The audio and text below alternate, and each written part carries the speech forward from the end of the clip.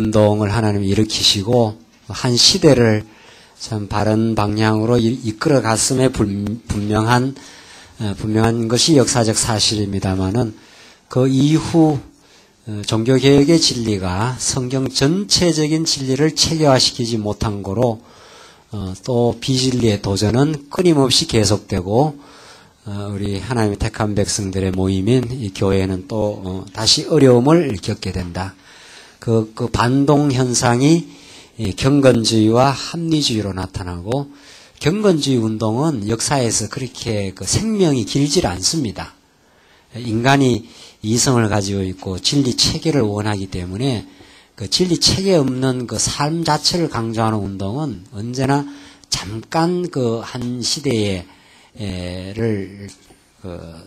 스치고 지나가는 그런 운동이 되고 사실은 집요한 도전은 합리주의 운동입니다. 이 철학에 근거한 이 어둠의 권세가 언제나 인간을 이제 인본주의인데 다른 말로 말하면 인간을 모든 인간의 이성을 절대적인 권위에 높여놓고 인간의 영광과 인간의 그 자랑을 삶에서 부각시키려고 하는 그런 합리주의 운동이 18세기 칸트라는 사람으로부터 일어나고 19, 20세기는 그 연장선에 있습니다. 그래서 여러분들 이 페이지 교환 보시면은 이제 자유주의 신학이 드디어 본격적으로 전개되는데 칸트라는 사람이 신을 이야기를 하지만 이때 이 사람들이 말하는 신은 성경이 말하는 신이 아니라는 것이 이미 대전제입니다.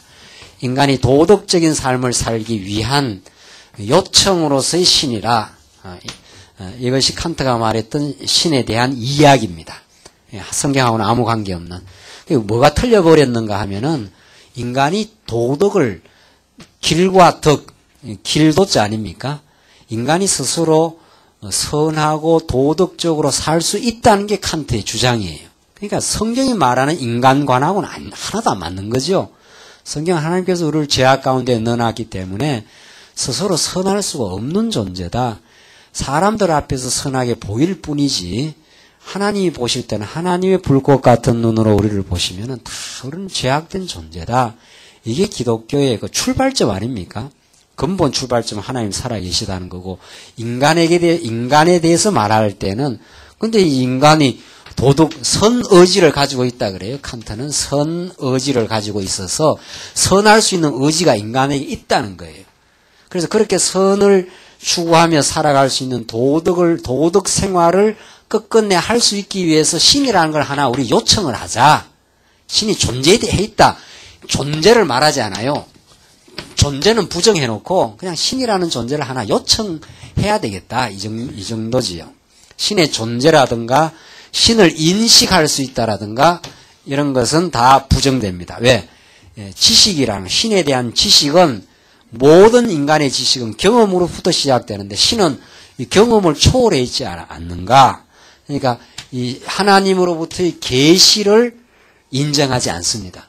그러나 우리 기독교는 하나님이 직접 모세에게 하나님이 영감을 주어서 모세로 하여금 성경을 기록하게 했다. 우리는 계시 사상을 믿는데 칸트는 이 계시를 끊어버리고 모든 성경을 이런 역사적인 문서로 봐야 된다. 그리고 인간 이성에 의해서 성경을 비판할 수 있다. 이것이 칸트의 주장이었고 이 칸트의 주장을 따라서 그대로 슐라이마흐라고 하는 사람이 종교란 절대자에 대한 의존 감정이다. 그러니까 종교를 하나님의 계시, 성경으로부터 풀어가는 게 아니라 인간이 가지고 있는 감정으로 종교를 풀어갑니다. 이게 모든 이방 종교예요. 기독교는 계시 종교라 그러고 모든 이방 종교는 경험 종교입니다. 모든 이방 종교는. 혹은 이성적인 종교라고 봐도 되고 경험이든 이성이든 인간 속에 내재해 있는 거죠. 그렇죠? 그러나 계시 종교는 하나님이 직접 우리들에게 하나님 자신을 보여주신 종교다. 이렇게 되죠. 이게 이제 참 종교고 이게 거짓 종교지요.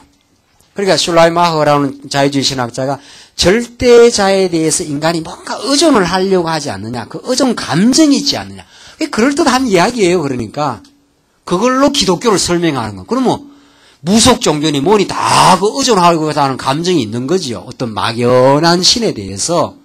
그게 기독교가 아니에요, 그거는. 무속 종교가 되는 거죠, 그러니까.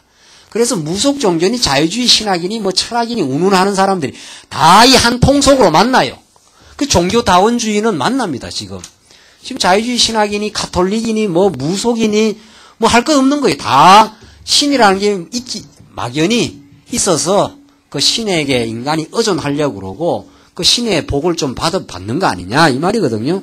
그래서 이제 기독교의 살아계신 하나님이라든가 살아계신 하나님이 우리들에게 계시하신다든가 이런 그 선을 끊어버린 거죠. 칸트가 끊어버리고 그 이후에 모든 기독교에 대한 자유주의 신학의 설명은 인간 안에서 설명을 해가 거꾸로 올라가요. 그러니까 이게 하나님을 제대로 설명할 도리가 없는 거죠.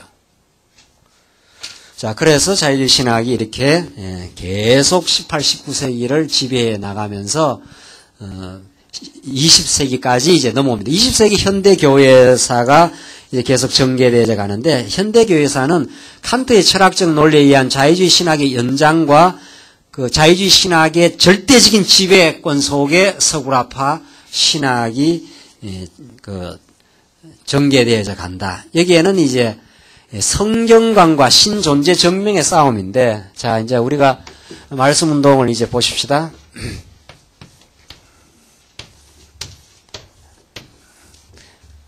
18세기 칸트가 있고 19, 20세기 오늘 21세기를 사는데 교회사 2000년은 언제나 교리 논쟁이 있습니다. 진리 투쟁이 있어요. 초대교회사에는 주로 기독론, 예수님이 하나님이냐 인간이냐 이런 기독론 논쟁이 있어요. 중세교회사는 교회론 논쟁이죠. 교회론 완전 타락이라고 봐도 되고, 그러니까 성경에 그리스도가 누구냐, 교회가 무엇이냐 이런 성경 전체의 진리에 대해서는 부분적인 진리 논쟁이 있었습니다. 그러니까 초대교회사는 주로 기독론 논쟁이라고 그러고 중세사회는 교회론 논쟁, 종교개혁은 무슨 논쟁이겠습니까? 종교개혁은 기독교 진리 가운데 뭐에 대해서? 구원론 논쟁이죠. 인간이 구원을 어떻게 받느냐. 이걸로 이제 중세교회와 이제 종교개혁자들이 격돌을 했지 않습니까? 그러니까 행위로 구원 얻는 게 아니다. 우리는 참 예수를 믿음으로 구원 얻는다. 이렇게 지엽적인 기독교 교리를 가지고 격돌하고 싸움이 붙고 바른 진리를 정립해 간 시대인데 18세기를 지나면서는 본격적으로 성경이 하나님의 말씀이냐 말씀이 아니냐 이 논쟁이 붙기 시작해요. 이게 이제 칸트 이후의 논쟁입니다. 그러니까 이런 거는 다 지엽적인 논쟁 아닙니까? 기독교 진리의 부분적인 논쟁인데 이거는 근본 기독교의 근본 토대가 되는 성경 자체를 물고 늘어져요.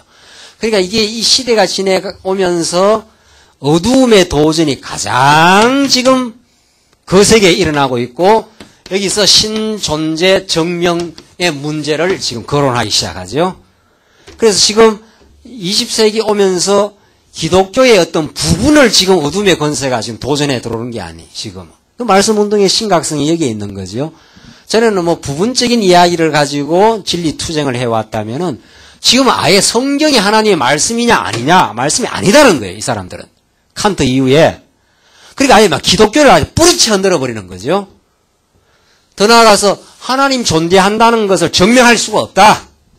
믿고 들어간다는 건 다 맹목적인 신앙이다. 이렇게 해버리는가. 이게 얼마나 무서운 도전입니까, 이게.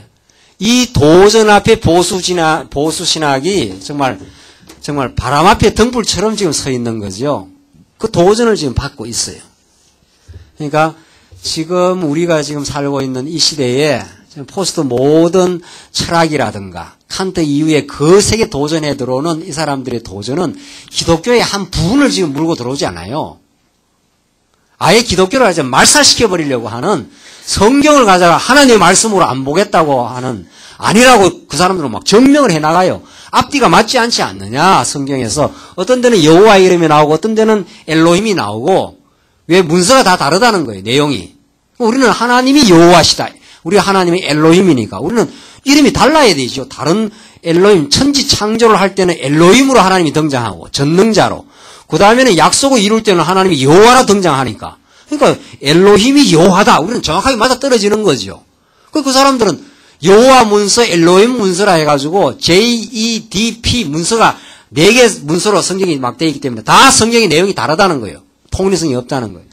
그렇게 해서 성경을 부정해버리고 나서 19세기, 20세기의 구라파 문명은 다시 세속화됩니다. 지금 걷잡을 수 없는 세속화가 지금 되고 있어요. 성경을 젊은 사람들에게 안 가르치니까 성경이 다 4가지 문서가 이렇게 누덕누덕 그냥 집어넣은 잡지 같다고 그러니까 그런 걸 신학교에서 막 가르치고 그게 지금 신학교의 정설이 돼버렸어요. 그렇게 해서 신학교에 가르치니까 그걸 믿을 이유가 뭐 있느냐 말이에요. 성경이라는 건 앞뒤가 정확하게 맞아야 그게 진리가 맞는데 그게 지금 구라파 지금 신학이고 구라파 교회가 그래서 다 지금 영적 생명력이 다 죽어버렸습니다. 지금. 그렇게 해서 20세기에 바르트라는 사람이 또 등장해가지고 어쩌고 저쩌고 하고 불투만이 등장해서 성경을 신화로 어차피 성경은 신화니까 칸트가 말한 것처럼 경험으로는 알 수 없는 걸 인간이 우리나라 신화가 뭡니까? 우리나라 신화. 그것도 잘 모르겠어요. 당군 신화. 그냥 우리 민족의 정체성을 확립하기 위해서 당군 신화를 만든 것처럼 이스라엘 백성도 이스라엘 민족의 자기 정체성을 이렇게 만들어가기 위해서 그냥 여호와 신화를 하나 만들었다는 거예요. 예수 신화를 만들어가지고 예수님이 무리로 걷는다는 둥 이거 당군 신화에서 뭐가 먹고 곰과 어떻게 해서 한 이야기하고 그거 비슷한 이야기 아니냐. 그렇게 바르트 불투만이 나타나서 전부 성경에 나타난 이야기들을 신화로 처리해버리는 것이 20세기의 도전입니다. 여기에 이제 보수신학의 고민이 있습니다. 자, 보수신학자들은 건전한 주장을 했지요. 성경이 하나님의 말씀이다. 그리고 보수신학자는 다 하나님이 살아계신다. 이 말을 다 하지요. 하나님이 살아계시니까 우리가 그 하나님을 믿고 그 하나님의 인도를 받는다고 생각을 하는데 성경이 하나님의 말씀이다. 그러니까 칸트 이후의 자유주의 신학자들은 뭐라고 질문을 합니까? 하나님의 말씀이라면 이렇게 돼요. 그 사람들이 인정을 하고 들어오는 것 같아요. 하나님, 당신네들이 하나님의 말씀이라고 치자. 그러면 그 하나님의 말씀이 창세기부터 계시록까지 하나님의 말씀이 진리라면은 앞뒤가 맞아떨어지는 통일성이 있어야 되지 않느냐? 그걸 증명을 해달라. 그거 합리주의자들의 도전이에요. 18세기 합리주의자들의 도전이 이 사람들은 굉장히 똑똑한 사람들이에요. 이 사람들은 바보들이 아니에요. 이 사람들이 도전하는 사람들이 너희들이 성경이 하나님의 말씀이라고 그러는데 성경에는 여러 내용들이 산발적 내용이 너무 많지 않느냐. 문서로 봐도 어떨 때는 여호와가 나오고 어떨 때는 엘로힘이 나오고 어떨 때는 제사장 문서가 많이 나오고 이렇게 해서 성경 내용이 통일성 있어 보이지 않는다. 그러니까 지금 이 보수 신학자들이 아니다. 우리는 예수님 성경이라는 게 인간의 구원으로 통일성이 있다 그러니까 이 사람들은 그러면 잘 됐다. 막 질문해 들어오는 거예요. 인간의 구원으로 성경이 통일성이 있느냐? 그러면 인간의 멸망도 이야기가 많고 잠언서 같은 건 인간의 구원이란 말은 나오지도 않는데 거기에는 그건 어떻게 되느냐? 온갖 질문이 생겨요. 온갖 질문들이. 성경이 신구약이 통일성이 되어 있다는데 어떻게 통일성이 되어 있느냐? 복음서와 사도행전과 서신서는 어떻게 연결이 되어 있느냐? 지금 자유신학자들이 끊임없이 물어대고 있어요, 지금. 이걸 보수신학자들이 대답을 못합니다. 그냥 성경이 무조건 영감되어 있으니까 또 그것도 믿으라네요, 또 그것도. 그 신학교 가면 성경이 하나님의 영감으로 된 말씀이다. 맨날 그 소리만 하고 있는 거예요. 그러면 자유신학자들은 다 조롱하고 웃어요. 너희들은 18세기 칸트 이전에 머리가 좀 부족했던 인간들이 그냥 믿고 지내던 거지. 그러면 정말 진리가 그렇게 맞다면 증명을 해라. 창세기부터 계시록까지 숨이 일관하게 깨끗하게 정리된 통일성이 있다면 통일성을 증명을 해달라. 그러면 믿겠다는 거예요. 이 사람들이 나름대로 좋은 질문을 한 거예요. 통일성을 증명해달라.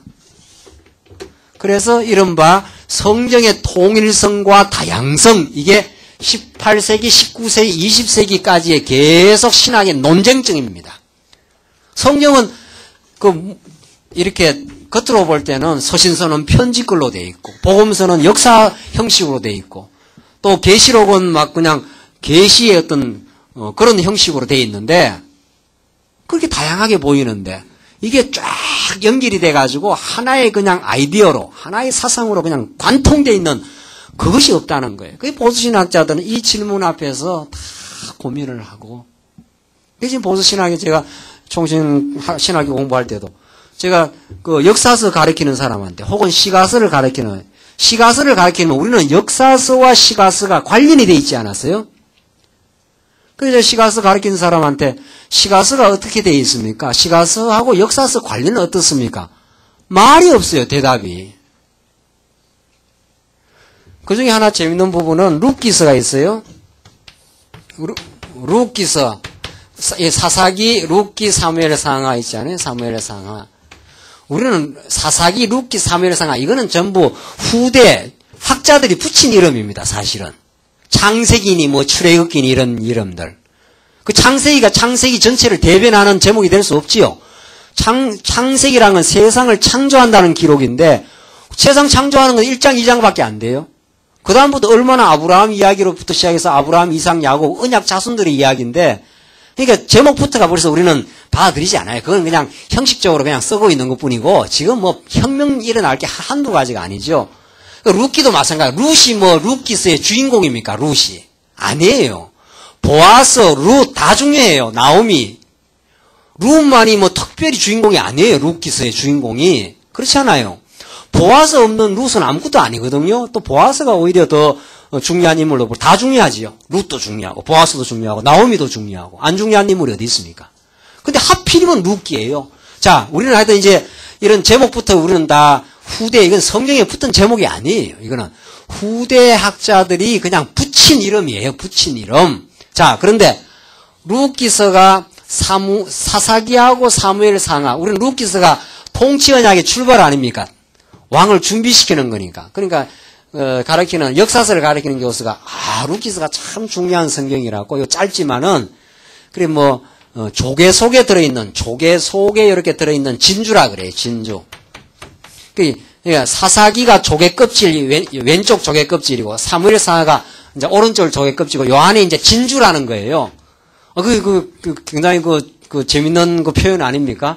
우리는 정말 룻기가 꼭 여기 있어야 되거든요. 하나님의 그 진리의 그 전개 과정상 꼭 이 자리에 있어야 돼. 왜냐하면 사사기의 마지막 부분이 왕이 없으므로 백성들이 자기 소견에 옳은 대로 행했다더라. 이렇게 나오잖아요. 그렇죠? 그러니까 그러고 나서 하나님이 땅은 정복했지만 왕을 안 보내주니까 사사기에서 이스라엘 백성들이 혼란을 빚는 거거든요. 하나님의 섭리 아닙니까? 그리고 드디어 이제 왕을 준비시켜 나가는 게 룻기거든요. 그러니까 룻기 마지막 장에서 이제 2세의 줄기에서 왕을 딱 준비시키거든요. 보아스 그 줄기에서. 그리고 룻기 마지막이 다윗이 낳으니라 이렇게 나오잖아요.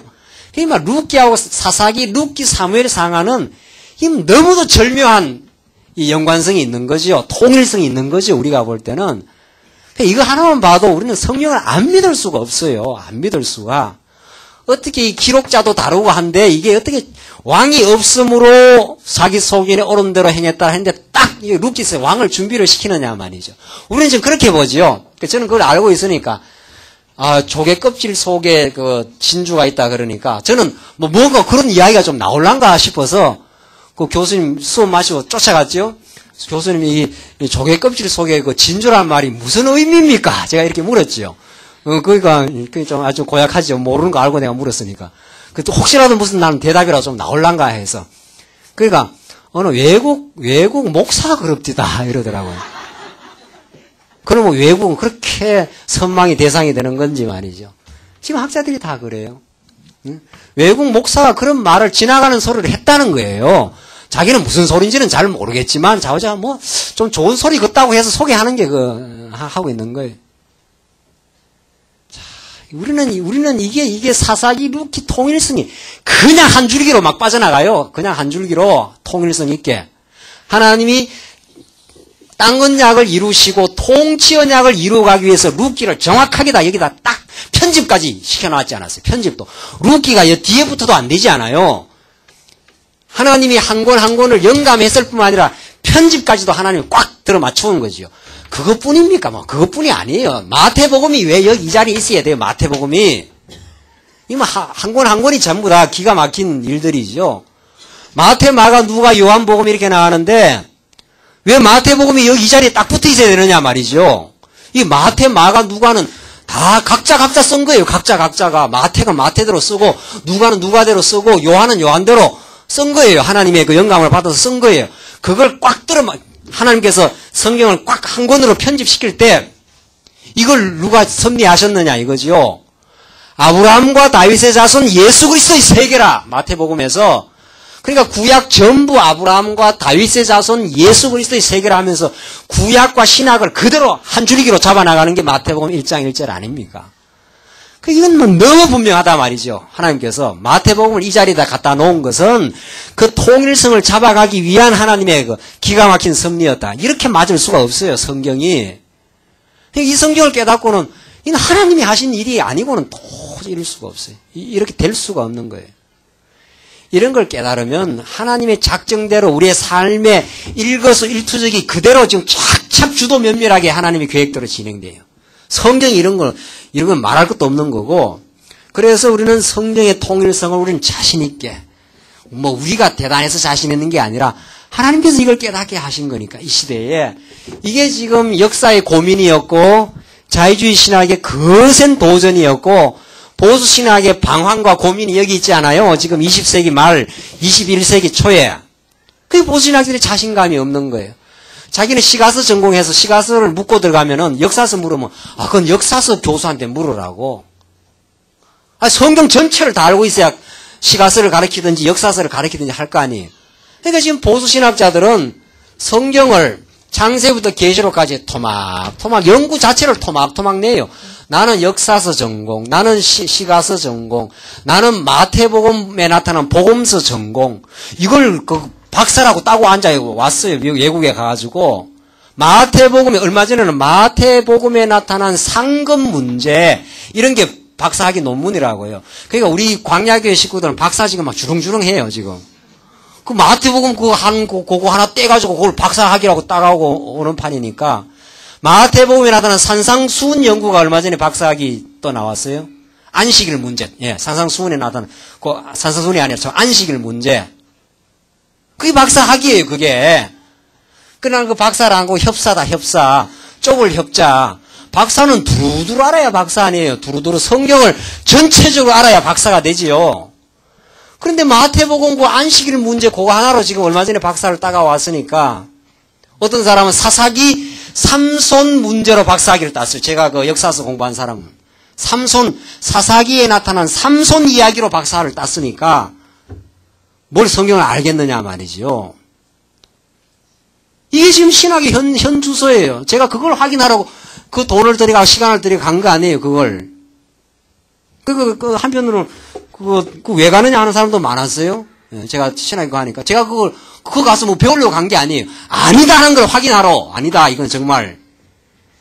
우리 말씀 운동에게 소망이 있구나 말. 여기에 우리가 성경 전체를 우리가 알아갈 수 있고, 여기서 바른 하나님을 알 수 있고, 이렇게 나온 박사들한테 또 공부를 하고 있으니까, 지역으로 지금 말단으로 들어가고 있는 거지요. 배우는 사람들이. 그래서 목사들이 그렇게 양산대 나와요, 지금. 그 사람들이 그 사람들이 의도적으로 그렇게 잘못 가르치려고 하겠어요? 안 가르쳐 주니까, 박사들이, 신학 교수들이. 그러니까, 지금 거듭 방황은 계속되고 있는 거예요. 그러니까 자유신학자들은 지금 막 날개를 치고 날개를 다른 사람들처럼 바른 말에 너희들은 지금 성경 통일성을 말만 하나님이 영감으로 기록된 말씀이라 말만 그렇게 하는 거지 실제로 성경이 루키가 왜 여기 있는지 마태복음이 왜 여기 있는지 그래서 성경 전체가 어떻게 되고 있는 건지를 설명을 못하지 않느냐. 너희들은 말만 그렇게 했었지. 껍데기만 성경이 통일성이 있다고 했지. 정말 성경이 통일성이 있는지 증명을 못하는 그 이론 그거. 껍데기 같은 이론 그거. 다 그러니까 보수주의 신학자들에 대해서 자유주의 신학자들은 학자로 취급도 안 합니다. 그 사람들은. 지금 맹목주의자들 전부. 성경 부분만 가지고 이야기하는 사람들 저거. 오히려 자유주의 신학자들은 이 사람들은 철학을 했기 때문에 철학은 거창한 이야기라도 껍데기라도 해요.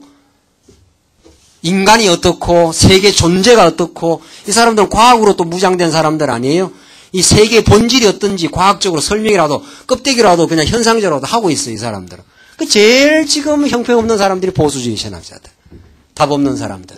그리고 정직하지 않고. 모른다 하든가, 그러면. 모른다 해야 뭔가 찾으려고 하든가, 그러면. 아는 척 하는 사람들. 이 사람들이 모를 리가 없어요. 이 합리주의자들이 이 보수신학의 허구와 문제점을 모를 리가 없어요. 막 파고 들어오는 거죠. 그래서 구라파 교회가 다 죽어버렸어요. 두 번째 도전, 하나님이 살아계신다 그러는데, 자유주의 신학들이 어떻게 그걸 알 수 있느냐 그래요. 어떻게 알 수 있느냐. 하나님이 살아계신다는데 어떻게 알 수 있느냐. 하나님이 살아계신다는 걸 증명을 해봐라. 그러면 내가 믿겠다 그래요. 우리는 정확하게 증명을 하죠. 성경의 논리에 근거해서. 하나님이 언약대로 지금 그대로 사실에서 이루지 않느냐, 지금. 역사 가운데 지금 우리 광야교회를 비롯해서 계속 땅끝까지 지금 전파되고 있지 않느냐, 지금.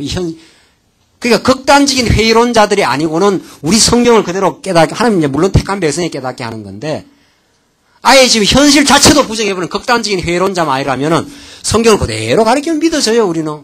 맞다. 이거는 하나님이 땅끝까지 복음이 전파된다고 했는데, 영국으로, 로마로 처음에, 영국으로, 전에 한국 땅으로, 한국에서 지금 계속 동남아시아로, 중국으로 지금 전파되고 있지 않아요. 정확하게 전파돼 가고 있어요, 지금. 그러니까 이건 맞구나. 정말 하나님의 약속대로 역사가 그렇게 진행이 되는 거구나. 그래서 우리 광야교회도 그런 거 아니에요, 광야교회도. 여러분과 제가 언제 교회에서 이 광야교회를 하자고 했습니까? 한 적이 없어요. 그렇게 계획한 적이 없어요. 언제 제가 군포에 와서 살아야겠다는 생각은 아예 없어요, 아예. 그런데 어쩌다 와서 산 거 아니에요. 왜? 하나님 살아있다는 걸 우리에게 확증시켜 주려고.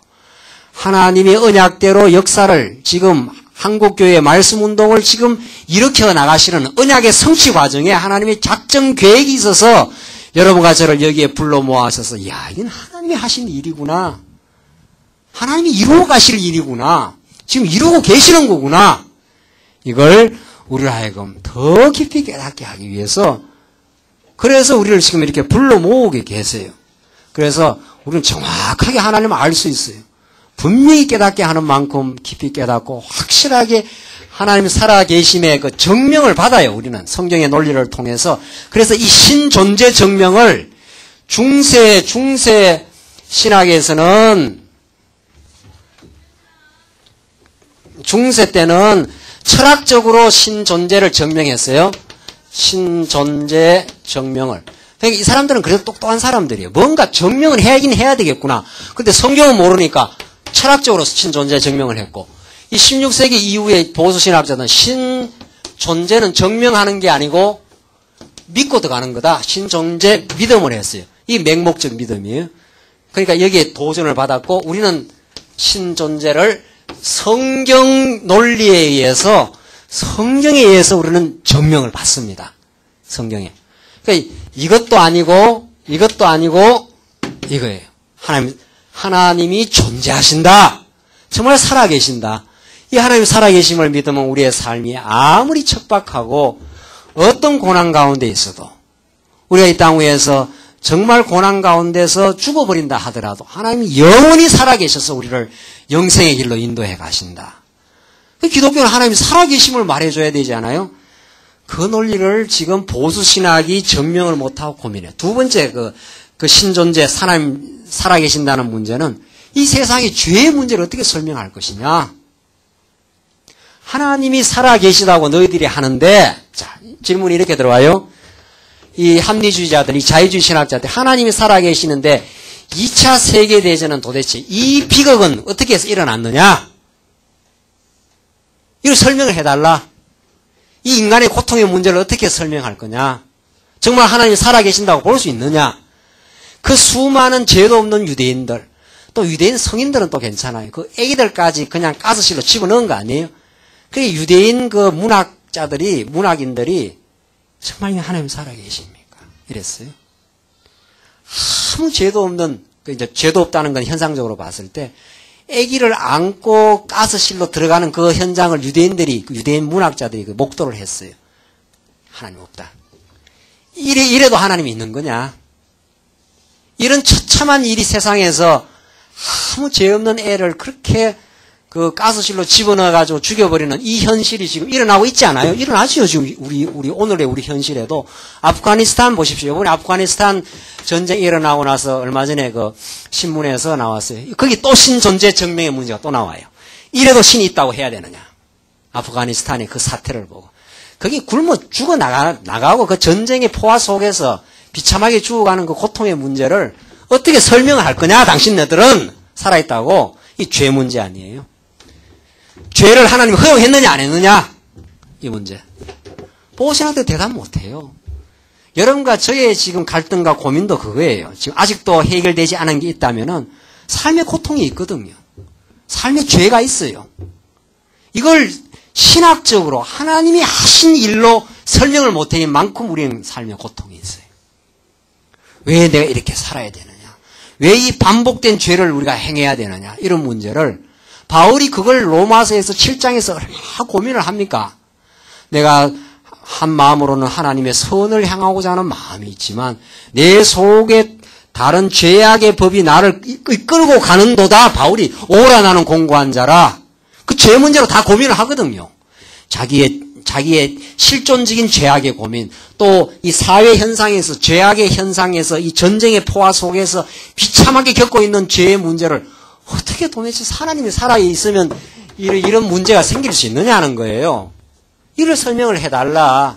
해방신학자들이 그렇게 설명해달라는 거 아니에요. 이렇게 굶주리고 기아에 허덕이는 현실인데 이래도 하나님은 자비로운 분이냐? 그 사람들이 하나님의 사랑을 덜먹거리면서 너가 말하는 그런 신은 없다. 이렇게 나오면서 그 사람들이 신은 이 죄 문제를 해결 못한다. 이 역사의 고통과 이 비참한 문제를 해결 못하니까 누가 해결해야 된다? 우리의 힘으로 해결해야 된다. 우리 해방신학자들이, 정치신학자들. 신은 이 문제 해결 못하고 멀찌감치 떨어져가 지금 보고 있지 않느냐? 신이 있다면 우리의 힘으로 이걸 해결하고 말아야 된다. 그래서 막 우리의 힘으로 그래요. 우리의 힘으로. 그러니까 막 정의로운 청년들이, 다 인간은 정의감이 있는 거니까 다수는. 그래 막 청년들이 막 몰려드는 거예요. 그쪽으로. 맞다 말이지. 신은 허수아비 같이 이 비참한 현실을 해결도 못하고 말이죠. 그냥 두고 있는 거니까 우리가 이 문제를 해결하고 나서야 된다는 거예요. 그러면 뭐 사람들이 뭐 다 흥분하는 거예요. 그럼 막시즘도 그랬고 공산주의 운동도 그랬고 이 착취의 현장 속에 우리가 이 문제를 해결하고 나가야 된다. 제 문제 해결 못해요 지금. 이 문제 어떻게 해결하실 거예요? 이 문제를. 그러니까 지금 최근 얼마 전에 한국에 왔어요. 몇 년 전에 독일 신학자가 뭐라고 했는가. 하나님이 전능하자는 그런 용어 쓰지 말자 이래버려요. 그 일리 있는 말이에요. 그 사람들 입장에서는 하나님이 전능하면은 이런 비참한 죄악의 현실을 다 지금 없앨 수 있지 않냐. 전능하니까. 못 없애는 걸 보니까 어떻게 해요? 전능하지 않다. 전능자라는 말 쓰지 말자. 그게 지금 신학 논문에 막 나오고 있어요. 신학 논문에. 전능자라는 말 쓰지 말자. 안 쓰는 게 좋겠다. 전통적으로 장로님들 올라오면 전능하시고 자비로우시고 이렇게 기도하잖아요. 그 기도. 그런 소리 듣기도 싫다는 거예요. 듣기도 싫다. 이 세상인 어두움의 사단 권세가 더 전능하다. 사단 권세가 지금 막 죄악의 현실을 지금 지배하여 나오죠. 하나님 지금 뭐 하고 있는 거냐 말이죠. 하나님 지금. 이거 설명할 수 있습니까? 보수신학 이게 설명할 수 있어요? 여러분과 저에게 언제나 부닥쳐오는 삶의 고통의 문제를 설명할 수 있겠느냐 말이죠. 왜 하나님이 자비롭고 전능하다는데 지금 여러분과 제가 겪고 있는 모든 문제를 싹 지금 좀 없애줘 버리지. 왜 끊임없는 죄악 현실 속에 우리를 두시고 때로는 갈등을 겪게 하고 때로는 어려움을 겪게 하고 그렇게 하느냐 말이죠. 그 설명을 못해요 지금. 왜 선악과를 만들어 놓았는지 그 고통의 문제를. 그래서 지금 자유주의 신학의 극단에 와서 독일 신학자는 전능자 말을 없애버려라. 그게 정직한 신학이라는 거예요. 너희들은 껍데기로만 만날 전능자 듣는다 말만 하는데 말하면 그 말대로 좀 설명을 해달라. 왜 이렇게 이 세상에 죄악의 고통이 많은지. 아무 할 말 없는 거예요. 보수 신학자들이. 아무 할 말이 없어요. 그런 신학 배워가지고 무슨 강단에서 힘있게 증거를 하겠느냐 말이죠. 그게 다 쭉 가는 소리 하는 거예요. 다. 전전. 그 얼마 전에 재밌는 이야기 나왔지 않았어요? 지금 한국에서 아주 개혁적인 모 목사가 있어요. 그 사람이 성도들한테 뭘 가르쳤는가 하면은 이제 도피성이 나오는데 구약에 도피성으로 가지 않도록 우리 성도들 집이 가르쳐야 된다는 거예요. 아주 도덕적인 개혁 운동을 하는 목사예요. 그러니까 구약의 부지 중에 범죄를 하면 어디로 갑니까? 도피성으로 들어가지 않아요. 여호수아서에. 그러니까 성도님들한테 아예 도덕적으로 깨끗하게 살아가지고 어디로 들어가지 않도록 도피성으로 안 들어가도록 우리가 지도를 해야 된다는 거예요. 그 이야기 듣고는 참 내가 자빠질 뻔하다. 그러다 영 아직 안 자빠지고 내가 살아났어. 그 사람은 누구 믿지 말라는 거예요. 예수 믿지 말라는 거예요. 도피성이 누군데요 도대체? 도피성이 예수 아니에요. 하나님이 이 죄악이 더글거리는 세상을 만들었어요. 내 힘으로는 죄악을 이길 수 없게 만들었어요. 그리고 고통을 겪게 만들어요. 그러나 우리의 영원한 도피성 대신은 예수 그리스도 안에 들어가면, 그러니까 죄악 도성 속의 도피성을 만들어 주셨어요. 예수에게로 가라고. 예수에게로 가서 참 안식을 얻고 그 죄악을 승리하며 살아가라고. 예수만이 우리의 소망임을 깨닫게 하려고 그렇게 도피성을 주신 건데, 그 잘난 개혁적인 목사가, 그 사람이 지금 한국교회의 굉장한 개혁적인 목사예요. 예? 성도들을 도덕적으로 잘 살게 해야 된다는 거지. 그래서 도피성을 가지 않도록 해야 된다는. 그게 보수주의의 대안이에요. 그게 보수주의의 현재의 대안이에요. 그러니까 영혼들이 무슨 수로 이 죄악 세상에서 승리하며 살겠느냐 말이죠.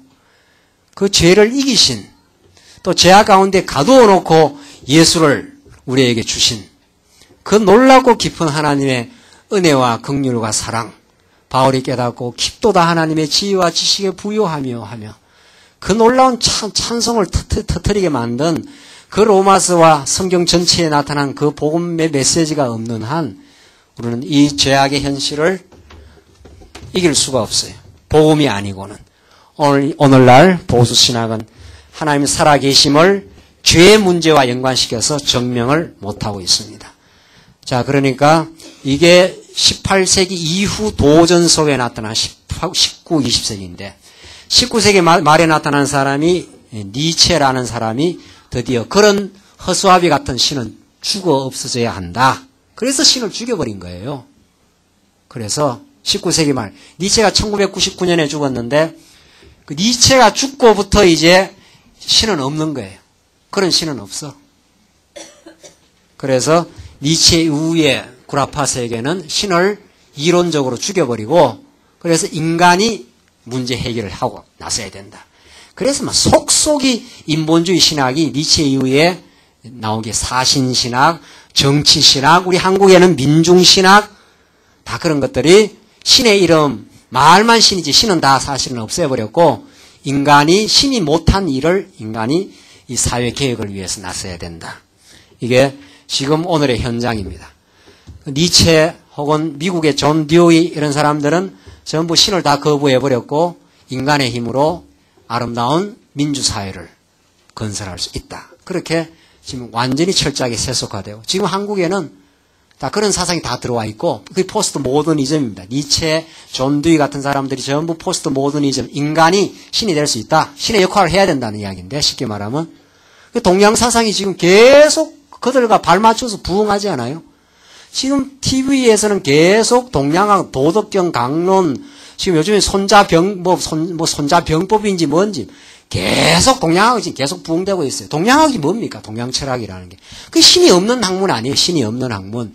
인간 스스로 도덕사회를 건설할 수 있다고 하는 건데, 그게 지금 오늘의 정신문화입니다. 지금 오늘 젊은 영혼들이, 젊은 세대들이 그런 풍토 속에 살아요, 지금. 자, 이제, 오늘 이제 마지막 교회사와 말씀운동, 그리고 우리 광야교회의 최종적인 정리를 해봅시다. 지금 우리 16세기 종교개혁은 참 그 시대의 사명을 감당했지만 17, 18세기를 지나면서 거센 도전을 받았고 19세기, 20세기 계속 전개돼가는 자유주의 신학의 거센 도전, 그로 말미암는 포스트 모더니즘, 니체를 필두로 하는 포스트 모더니즘의 도전, 지금 20세기 말 동양 철학의 도전, 이런 속의 보수 신학은 묵묵부답입니다. 이 시대에 이제 하나님이 이제 말씀 운동을 일으키신 거죠. 자, 20여 년 전 하나님께서 1981년도 하나님께서 우리 박 목사님 통해서 로마서 강의를 스타트로 해서 이제 말씀 운동이 이제 본격화되었습니다. 우리 말씀 운동은 교회사 전개 과정에서의 말씀 운동이 얼마나 참 이 시대에 새로운 정말 성경적인 대안으로 하나님께서 주셨는가.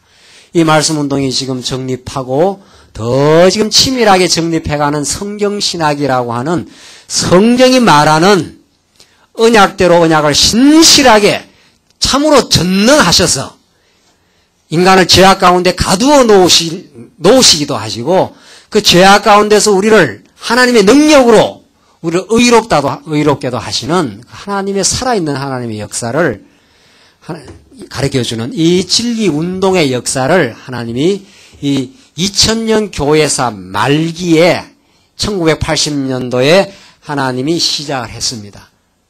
그래서 2000년 교회사를 오면서 수많은 교리 논쟁들을 이제 말씀 운동은 종식시켜버려요. 이제는 기독론이니 뭐 교회론이니 구원론이니 최고의 도전, 성경이 하나님의 말씀이냐 하나님이 살아계시느냐 하는 이 거센 도전을 드디어 종식시킬 수 있는 진리 체계를 하나님께서 주셨어요.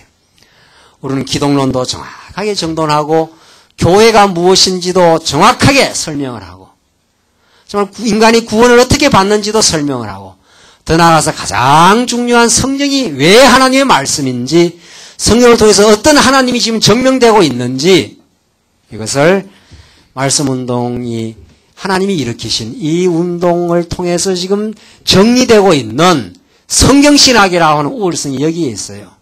지금 신학원 강의가 시작되면서 계속 강자마다 성경신학의 우월성이 지금 증명되고 있는데 이미 성경신학 개론이 나왔으니까 지금 목사님께서 계속 강론집을 지금 쓰고 계시니까 이건 뭐 계속 줄기차게 전개되고 있어요. 이게 이 시대에 우리에게 주신 너무도 큰 복이요 은혜의 선물입니다. 이걸 우리가 누리고 가치롭게 생각하고 참 여기에 우리 인생의 의미가 있구나. 이런 바른 하나님을 우리가 배울 수 있구나. 이 진리를 하나님께서 광야교회에도 주시고 이 진리를 지켜가게 하시는 하나님의 선하고 너무도 복된 뜻이 정말 여기에 있었구나. 이것이 이번 우리 교회사를 통해서 정말 말씀 운동이 이 시대에 참 2000년 참 바울을 건너뛰어 여기 온 거예요. 뭘 징검다리로 해서 16세기 종교개혁을 징검다리로 해서 이 시대가 참 대단했지 않았어요? 이걸 징검다리로 해서 이 지금 거센 도전 앞에 서 있는 보수주의 교회, 바른 교회를 지향하는 보수주의 교회의 새로운 대안으로, 참 대안으로 하나님이 말씀 운동을 주셨어요. 여기에 우리의 삶의 의미가 있지 않아요? 이것 때문에 우리가 직장에서 고생할 이유도 있고 내가 죄 때문에 때로는 갈등을 빚는 그 이유도 발견을 하고 이 때문에 우리가 모여서 땀 흘리고 수고하는 의미도 있는 거고 그래요. 이게 아니면 우리의 무슨 의미가 있겠어요. 우리는 그저 오다 가다 만난 사람이 아니에요. 그저 우연히 그냥 오다 보니까 광야에 온 게 아니에요. 하나님의 정말 은혜가 있었고 하나님의 영원한 작정하신 뜻이 있어서 우리를 이곳에 불러 모으시고 지금도 연단하시고 지금도 더욱 진리를 깊이 깨닫게 하시고 그러니까 이거는 이 진리의 계시를 알아야 이번 교회에서 공부 10시간 했지만은 이걸 알아야 우리가 가치가 생긴다니까요. 이런 역사를 모르면 그냥 광야에 왔지 뭐. 오니까 참 편안해서 좋더라. 여기는 뭐 11조 내라 소리 안 하고 안식일 꼭꼭 지키라 소리 안 하니까 얼마나 편안해서 좋으냐. 그건 정말 말씀 운동의 깊이를 모르는 거 아니에요. 이 2000년을 뛰어넘어서 우리에게 주신 이 진리의 가치와 이 기쁨을 우리가 정말 우리부터 하나님을 잘 깨닫고 그래 정말 마음의 평강과 기쁨을 누리면서 정말 한 뜻을 가지고 있는 성도들 아닙니까? 이 진리를 깨닫는 사람이 그리 많지 않아요. 이 진리를 깨닫는 사람. 지금 우리 광야교회만 해도 12년의 세월을 왔는데도 뭐 그게 그거 아니에요. 지금 우리 처음 시작할 때도 뭐 한 20-30명 모였나요? 지금 뭐 오늘 모인 식구가 뭐 한 60-70명 되나요? 그게 그거예요, 그게. 사실은 그러니까 부흥이 안 됐다고 볼 수 있는 거죠. 그 숫자로 보면은 그게 그것처럼. 그러나 그렇지 않아요. 12년 세월 오면서 정말 이 진리를 배우고 배운 성도라면, 맞다, 여기에 내 삶의 의미가 있다, 이렇게 느낀다면은 앞으로의 우리의 생의 목적과 의미가 이 진리를 깨닫고 우선 천국을 누리고 이 진리를 지켜가는 일에 헌신케 되는 하나님의 살아있는 역사가 우리에게 있어요. 이 말씀 운동에 그 정신이 있습니다. 20여 년 동안 이 말씀 운동을 지탱해오고 지켜오고 수많은 말씀 운동의 도전들이 있었어요. 경건주의 도전도 있고 합리주의 도전도 있고 온갖 말씀 운동도 여기까지 오는데 가시밭길을 헤쳐나오고 교회가 박살나기도 하는 그런 큰 어려움을 겪기도 하면서 하나님이 지금까지 지켜오셨습니다. 이 진리를 지켜왔어요. 이 진리를 지켜온 하나님의 역사 가운데 정말 말씀 운동의 정신이 있습니다. 한 3가지로 정리가 됩니다. 말씀 운동은 말씀 되시는, 영원한 로고스 되시는 하나님의 운동입니다. 이 운동은 인간의 운동이 아니에요. 인간이 주도해가고 인간이 일으키는 운동이 아닙니다. 그래서 이 운동은 로고스 되시는, 생명의 능력 되시는 로고스 자체가 역사를 해요. 그러니까 이 말씀을 들은 영혼들이 그대로 움직여요. 깨닫고 하나님의 영광을 발견하고 시력 같은 어둠 속에서도 하나님의 영광이 드러나고 있다는 걸 깨닫게 되고 밝은 빛 가운데서도 하나님의 영광을 보면서 하나님의 영원한 작정이 우리 인간 세계 속에, 우리의 교회 속에 선포되고 있구나 하는 그 하나님의 운동입니다. 따라서 인간의 운동이 아니에요. 이거는 인간이 주도하거나 인간이 열심히 노력해서 하는 게 아니고 여러분과 저를 사용하시는 그 하나님의 로고스의 역사예요. 말씀의 역사예요. 말씀의. 인간은 참, 그러니까 하나님의 위대하심과 인간의 죄악됨, 이게 말씀 운동이 끝까지 견지해 나갈 진리입니다. 끝까지. 우리가 할 수 없어요. 우리 인간 죄인이고 다 무능자인데 하나님 안 붙들어 주시면 우리가 예수고 노력하는 거 하는 것마다 하나님 안 붙들어 주시면 자기 영광 위해서 사는 것밖에 더 있었나요? 그러니까 하나님의 위대한 영광을 보는 사람, 그 하나님의 은혜와 경륜을 보는 사람, 자기가 아무것도 아닌 줄 알아요. 그게 말씀 운동의 정신이었어요. 지금도 말씀 운동을 말씀 운동 되게 해요. 거기에 막 솟구치는 감격과 기쁨이 있어요. 이런 우리들을 하나님이 사용하시고 이 진리를 지금 깨닫게 하시는구나. 이 운동에 우리를 동참케 하시는 거구나. 그 기쁨이 없습니까? 독립군들 옛날에 일제 말기 때 독립군들 나라를 독립하기 위해서도 저 북간도에 고생하면서도 그 사람들은 지치지 않아요. 우리나라를 해방시키기 위해서. 그게 그 독립군들 아닙니까? 그 사람들. 그 고난의 세월을 살면서도 나라를 회복하기, 그러니까 세상 나라를 회복하기 위해서도 그 고난을 마다하지 않고 그 굶주림을 마다하지 않고 살아요. 여러분들은 뭐가 삶의 의미입니까? 이 땅에서 아직도 더 잘 살기를 그렇게 원하십니까? 더 아직도 못 누려서 지금 안타까운 게 있습니까? 지금 갈등과 고민의 그 원인이 뭐냐 말이죠. 지금 마음이 시원하지 않는 것이 아직도 욕망에 사로잡혀 있어요. 우리가 거기에 있다면 아직도 욕망에 사로잡혀 있는 거예요.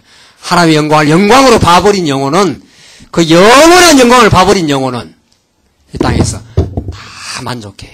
지금 이대로 살다 죽어봐도 상관없는 거예요. 이 땅에서 얼마나 영광을 더 봐요, 우리가. 그 하나님의 영광을 봐버렸으면, 그 진리를 봐버렸으면, 지금 살다가 그냥 이렇게 비참하게 죽어도 우리는 다 좋은. 그래서 말씀 운동 처음 접한 영혼들은, 진리를 정통으로 만나버린 영혼들은, 하나님 이게 진리입니다 해버린 영혼들은, 이것입니다. 바로 이것입니다. 혹은, 이래 살다 죽어도 좋습니다. 그 이야기가 막 튀어나와요. 그게 말씀 운동이었어요. 지금도 말씀 접하는 영혼들은 그 감격이 있어요. 맞습니다. 내가 지금 이렇게 만신창이 되어도 내가 영광을 봤으니까. 왜? 내가 죄인임을 발견해버렸으니까. 그래서 참 감사합니다. 내가 이렇게 가난하게 살아도, 이렇게 형편없이 되어 있어도 괜찮습니다, 이 말이죠. 뭐가 그렇게 부러워요, 부럽기는. 하여튼 영광을 못 봐서 그런 거예요. 그 위대한 하나님의 영광과 그 은혜, 우리에게 덮치고 있는 이 하나님의 진리의 손길을 못 보면은 하여튼 갈증이 많은 거예요. 자, 그러나 하나님께서 우리 더 깨닫게 하실 거예요. 다 그런 부분이 있는 거예요, 다 사실은. 그러나 지금 중요한 것은 정말 우리가 하는 일이 아니다. 정말 우리를 지금 붙들어 주셨다는 것, 그래서 말씀이 역사해 가신다는 것, 그것이 말씀운동의 근본 정신입니다. 두 번째 정신은 교회를 통해서 오직 하나님의 영광만이 드러납니다. 자, 이건 이제 교회사에서 나타난 교회 중심주의가 있었어요. 교회 중심주의의 극단적인 모습이 중세사예요. 아까번에 설명했지 않았어요? 중세사는 헛개비 같은 신, 여기 있네요. 헛개비 같은 신을 하나 떡 만들어 놓고 그 신의 이름을 빌어서 인간의 영광을 도모하는 운동이에요. 그러니까 그러니까 이 인본주의자는, 아예 철학자들은 아예 인간을 그냥 드러내요. 인간이 삶의 의미가 있다. 스스로 내가 내 삶의 의미를 개척할 수 있다. 스스로 살 수 있다. 가치 있다. 이렇게 보는 사람이 이 철학자들이고, 이건 노골적인 인본주의자들. 이 교회 중심주의자들이라는 것은, 이건 교회에서 신의 이름을 빌어가지고 교회 안에서 인간의 영광을 도모하는 자들이에요. 숨겨진 인본주의자들이에요. 은폐된 인본주의자들. 이게 사실은 교회의 가장 거센 도전입니다. 이게 중세신학이에요. 이 중세신학. 이 중세신학이. 그러니까 얼마나 이 사람들이 교회 그럽니까? 교회의 영광을 위해서. 성당도 크게 짓고.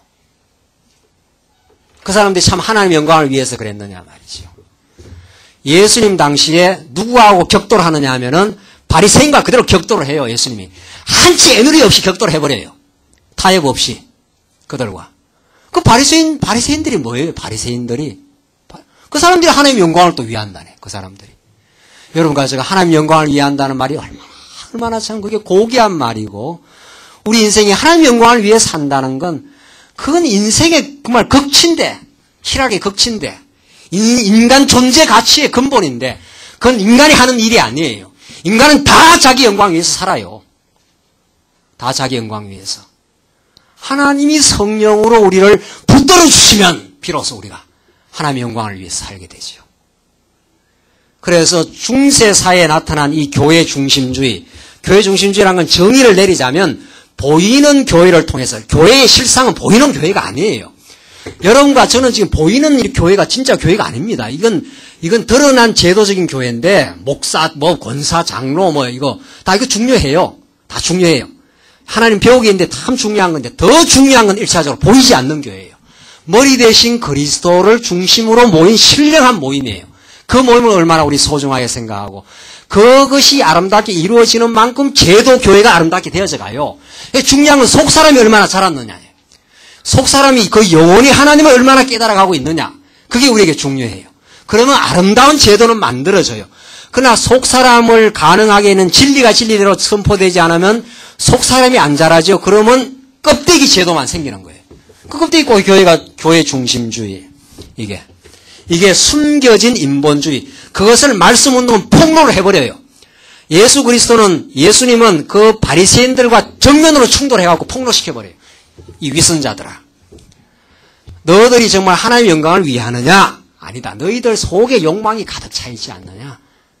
진리운동은 언제나 이 교회 중심주의와 그냥 격돌하면서 타협 없이 그들과 싸우면서 그들을 폭로시키고, 우리도 그럴 수 있다는 가능성을 언제나 인정을 하고, 우리도 그럴 수 있어요. 우리도 언제나. 그래서 진리만이 우리를, 말씀이 살았고 운동력이 있어서 관절과 골수와 모든 걸 찔러 쪼개고 모든 것을 다 드러내버린다 그랬어요. 히브리서에. 그게 말씀 운동이에요. 그게 얼마나 우리는 시원하고 좋은지 몰라요. 우리의 어두운 부분들이 다 폭로되어 버리니까 말씀 운동은 이렇게 시원한 운동이에요. 그렇구나. 내가 교회에서 한다고 했는가 막 생각해보면 아니었구나 말이지. 하나님 붙들어 주시는 만큼만 하는구나. 그래서 교회가 진짜 건전해지고 아름다워져요. 우리 말씀 운동은. 오늘날 한국 교회는 지금 교회 중심주의의 로만 카톨릭화 되어 가고 있습니다. 왜 열심히 그들이 그렇게 내고 있는가? 로마서가 증거하는 대로 자기 의를 위해서요. 진리를 모르면 자기 의를 위해서 하는 겁니다. 또 그게 인간의 모습이에요. 그걸 우리는 정직하게 그냥 깨닫는 것 뿐이에요. 그래서 이 진리에 사로잡힌 영혼들이 자기도 모르게 해요. 그때는 진정한 교회를 세우지요. 자기도 모르게 감격해서 하고 나서 누가 인정해 주는 걸 원치 않아요. 인정해 주는 게 이상한 거예요. 인정해 주는 게. 왜 우리가 인정을 받느냐 말이죠. 예수가 하신 일인데 그가 나를 붙들어서 한 일이지 내가 한 일이냐 말이죠. 세상에. 그럼 우리는 인정받기를 원치 않아요. 그냥 수고했습니다 할 뿐이죠. 수고했습니다 말 때에는 하나님이 다 하게 했습니다. 그 말이에요. 하나님이. 우리 하나님께 다 영광을 돌리십시다. 우리 광야교회가 이렇게 되고 진리가 증거가 되고 교회가 세워지는 걸 통해서 우리 하나님이 하신 일입니다. 그래서 감격하고 찬양하십시다. 이렇게 되는 거죠. 이게 말씀운동이에요. 말씀운동은 거침없이 교회 중심주의와 충돌하고 거기에서 우리 자신도 그럴 수 있다는 걸 깨닫고 우리는 진지하게 하나님 중심주의로 나아가는 운동. 그래서 마침내 마지막 세 번째입니다. 교회를 포함해서 온 세계에 하나님의 주권적인 영광이 드러나고 있어요. 교회뿐만 아니라 좁은 교회의 의미의 교회 생활뿐만 아니라 모든 생활에 하나님의 영광이 드러나요. 그러니까 예배당에 와서도 하나님의 말씀 잘 배우고 예배당 밖에 나가서 가정생활, 사회생활, 직장생활, 학교생활 모든 데 하나님의 영광이 드러나요. 그러니까 우리는 그 2000년 세월 동안 고질적인 이원론주의를 우리는 드디어 극복해요. 예배당 중심 생활을 극복해요. 우리는 하나님 중심이 되기 때문에, 하나님 중심으로 되기 때문에 예배당에 와서 진리를 깨닫는 사람은 교제하게 돼 있다고요. 교제. 왜 교제를 안 해요? 교제하게 돼 있죠. 진리를 깨달으면 서로 교제하고 싶어 해요. 당연한 거예요. 그러니까 진리를 안 깨달으면 교제가 안 되는 거지. 진리를 깨닫는데 왜 교제가 안 되겠느냐 말이죠. 성도님들 이 진리 깨닫습니까? 맞습니다. 나도 이 진리 때문에 살았습니다. 이 진리가 내가 나아가는 방향입니다. 그 교제가 되는 거죠. 그 교제를 통해서 견고해져 가는 영혼들. 어느 곳에 가서도 신앙생활 해요. 하나님 배우고. 까다로운 사장 밑에 집어넣어놔도 하나님이 이 사장 만나서 내 이 직장생활 하고 있다. 그 직장생활 속에서 하나님의 영광을 배우지요. 그게 말씀운동이에요. 말씀운동은 이원론주의가 아니에요.